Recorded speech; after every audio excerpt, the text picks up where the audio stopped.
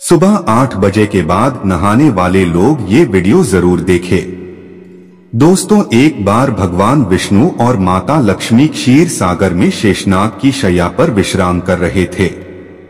तभी विंता पुत्र गरुड़ उस स्थान पर आ जाते हैं और भगवान विष्णु तथा माता लक्ष्मी से पूछने लगते हैं, हे प्रभु, मैं पृथ्वी लोक का भ्रमण करके आया हूँ। मैंने देखा कि पृथ्वी लोक पर अनेक मनुष्य नित्य स्नान करते हैं, किंतु फिर भी दुखी ही रहते हैं। उनके दुखी रहने का क्या कारण है, हे प्रभु? आप मुझे बताइए कि स्नान करने की सर्वोत्तम विधि क्या है।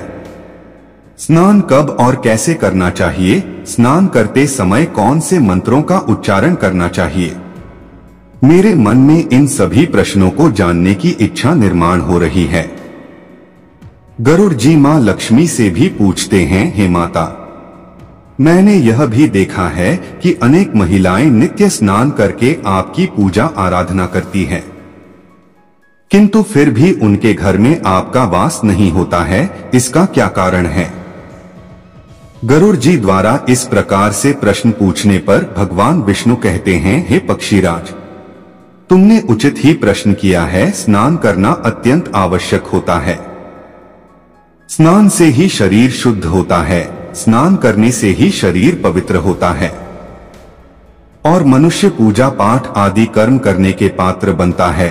इसीलिए मनुष्य को नित्य स्नान करना चाहिए। तुम्हारे सभी प्रश्नों के उत्तर देने से पूर्व मैं तुम्हें एक अत्यंत पवित्र कथा सुनाता हूँ। उसे तुम ध्यान से सुनो। इस कथा में तुम्हें तुम्हारे सभी प्रश्नों के उत्तर प्राप्त हो जाएंगे। इतना कहकर भगवान विष्णु ने गरुड़ जी को स्नान का महत्व बताते हुए एक कथा सुनाई है, जिसे सभी मनुष्यों को ध्यान से सुनना चाहिए। इस कथा का श्रवण करने मात्र से ही सैकड़ों तीर्थों में स्नान करने का पुण्य मनुष्य को प्राप्त होता है। इसीलिए आप सभी इस कथा को पूरा जरूर सुने। आधा अधूरा ज्ञान अनर्थ का कारण होता है। तो चलिए कथा को शुरू करते हैं। भगवान विष्णु कहते हैं, हे पक्षीराज, प्राचीन काल की बात है।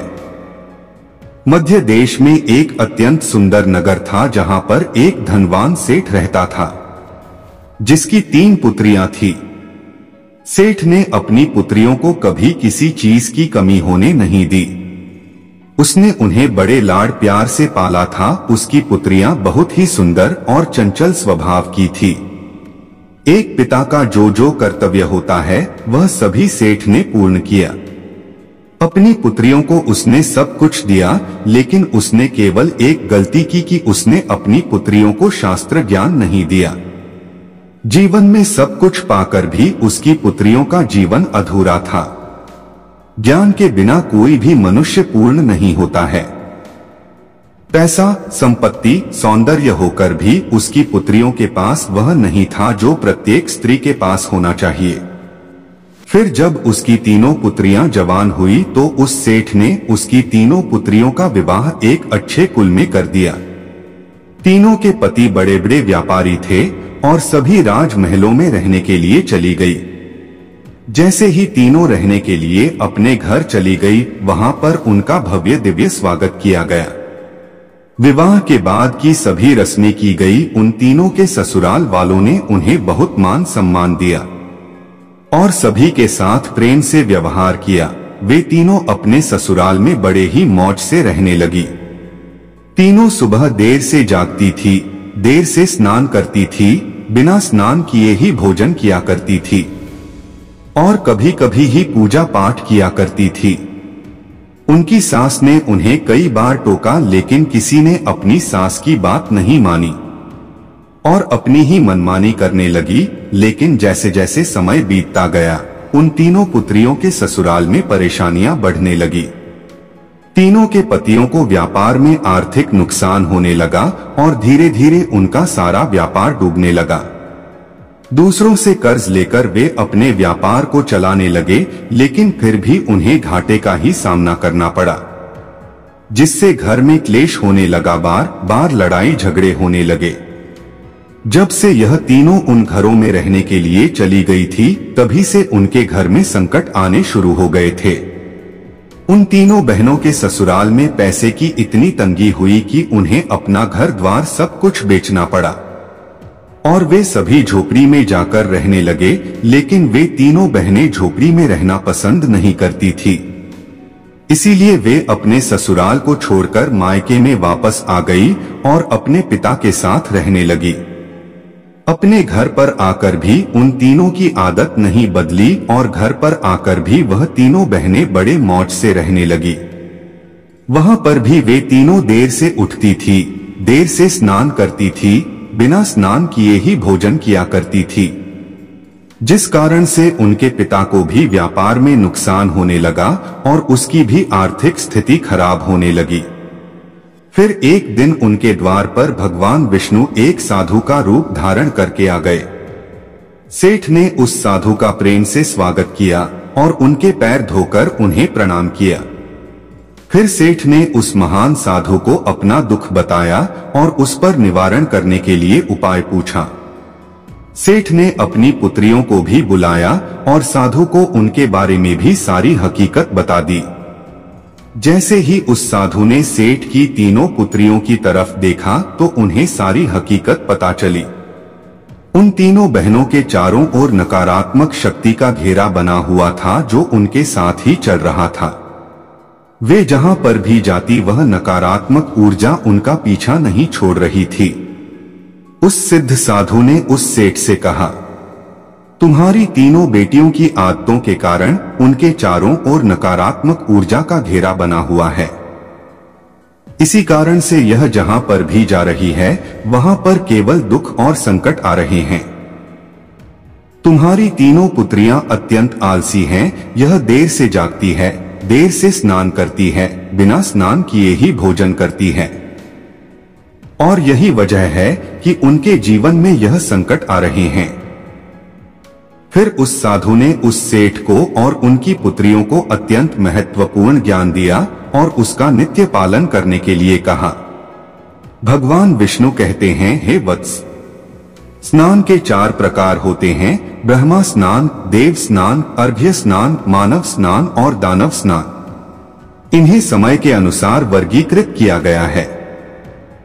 शास्त्रों में ब्रह्मा मुहूर्त में किए जाने वाले स्नान को सर्वश्रेष्ठ माना गया है। ब्रह्मा मुहूर्त यानी कि रात्रि का अंतिम प्रहर और सूर्योदय से ठीक 1.5 या 2 घंटे पहले का समय होता है।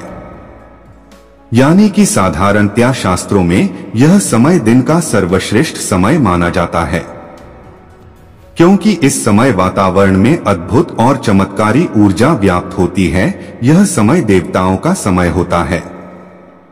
इस तरह देवताओं का स्मरण करते हुए ब्रह्मा मुहूर्त में किए जाने वाले ब्रह्मा स्नान को सर्वश्रेष्ठ स्नान कहा गया है। इस समय स्नान करने से और स्नान के तुरंत बाद सूर्य देवता को अर्घ्य देने से जीवन में सुख, समृद्धि और शांति आती है। दिन भर मनुष्य का तन और मन ताजगी और सकारात्मक ऊर्जा से भरपूर रहता है। ब्रह्मा स्नान करने पर मनुष्य रोग तथा बीमारियों से दूर रहता है, उसका शरीर निरोगी और स्वस्थ रहता है। दूसरा है देव स्नान। सुबह 5 से 6 बजे के बीच किया जाने वाला स्नान देव स्नान कहलाता है। सभी पवित्र नदियों का स्मरण करते हुए किए जाने वाले इस स्नान को भी श्रेष्ठ स्नान माना जाता है। इस समय स्नान करने से मनुष्य के शरीर में सकारात्मक ऊर्जा का संचार होता है और सभी प्रकार की नकारात्मकता और बुराई शरीर से बाहर निकल जाती है। इस तरह देव स्नान के समय स्नान करने से तन के साथ साथ मन भी शुद्ध और पवित्र हो जाता है। इस समय पर स्नान करने से धन संपत्ति में वृद्धि होती है और मनुष्य को सभी भौतिक सुख प्राप्त होते हैं। सुबह सुबह जब आकाश में तारे नजर आते हैं उस समय किए गए स्नान को ऋषि स्नान कहते हैं। यह भी श्रेष्ठ स्नान होता है। इस समय स्नान करने से मानसिक शांति मिलती है। तीसरा है मानव स्नान। सुबह 6 से 8 बजे के बीच में किया जाने वाला स्नान मानव स्नान कहा गया है। यह स्नान सूर्योदय के समय या सूर्योदय के ठीक बाद में किया जाता है। इस समय स्नान करना भी अच्छा माना गया है। शरीर में दिन भर ताजगी, स्फूर्ति और सकारात्मक ऊर्जा व्याप्त रहती है, जो हमें किसी भी कार्य को करने के लिए उत्साहित करती है। किंतु मनुष्य को कभी सूर्योदय के 2 घंटे बाद स्नान नहीं करना चाहिए, अर्थात सुबह 8 बजे के बाद स्नान करना अनुचित होता है। इस समय वातावरण में व्याप्त देवी शक्ति बहुत कम हो जाती है, इसलिए मनुष्य में उत्साह और ऊर्जा की भी कमी दिखाई देती है, जिससे वह दिन भर आलस का अनुभव करता है। पूरे दिन शरीर में सुस्ती सी रहती है और किसी भी काम में मन नहीं लगता है। सुबह 8 बजे के बाद स्नान करने से व्यक्ति के जीवन में दुर्भाग्य आता है, उसके शरीर में नकारात्मक ऊर्जा का वास होने लगता है। ऐसा मनुष्य जिस स्थान पर भी जाता है उसके साथ दुर्भाग्य चला आता है। तुम्हारी यह तीनों पुत्रियां सुबह देर से स्नान करती थी, जिस कारण से उनके ससुराल की सारी संपत्ति नष्ट हो गई और अब तुम्हारी भी धन संपत्ति नष्ट हो रही है। सूर्योदय होने के बहुत समय बाद तक भी जो लोग स्नान नहीं करते हैं, उनके मन में दिन भर क्रोध, राग, द्वेष, नकारात्मकता, कमजोरी और चिड़चिड़ापन बना रहता है, जिससे इनके काम में मुश्किलें आ सकती हैं। इसलिए प्रतिदिन ब्रह्मा स्नान, देव स्नान, ऋषि स्नान या मनुष्य स्नान करने की सलाह दी गई है। प्रतिदिन इन पवित्र कालों में उठकर स्नान करके ईश्वर की पूरी श्रद्धा से आराधना, प्रार्थना और पूजा पाठ करने से तथा सूर्य देवता को अर्घ्य देने से हमारे तन के साथ साथ मन भी शुद्ध और पवित्र हो जाता है और हमारी बहुत सी समस्याओं का समाधान हो जाता है। हमारे अंदर से सभी प्रकार की नकारात्मकता दूर होती है और सुख समृद्धि का मार्ग खुल जाता है। संध्या काल और रात्रि के समय अत्यावश्यक ना हो तो बिल्कुल भी स्नान नहीं करना चाहिए।